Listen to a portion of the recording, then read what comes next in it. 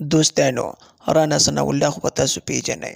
پاکستان مسلم لیگ نون پارټۍ سره یې تعلق و، یو حصه ترې کمه شوه او هغه لاړو ته د دنیا نه رخصت شو.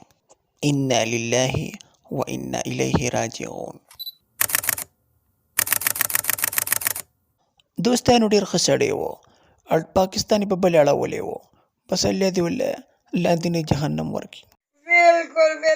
دوستانو سر به پې ډېر نه خوږم، مولانا پارټۍ والا او شهباز شریف کټاسري او د رانا ثناء الله دوی دواړه درې واړه وروڼه دي او په درې وروڼو کې ټول پاکستان په بل اړولی دی او اوس د رانا ثناء الله لاړو د دنیا نه او دا نور سپي لا پاتې دي.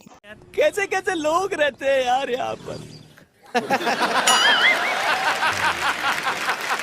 بس دوستانو زه به دا خبره وکم چې الله جل شانه دې زموږ پاکستان صحیح حکمرانانو ته حواله کړي او الله دې دا ګراني په خپل امان کې ختمه کړي. د رمضان په مبارک میاشت کې الله جل شانه دې زموږ ټول ګناهونه معاف کړي. آمین.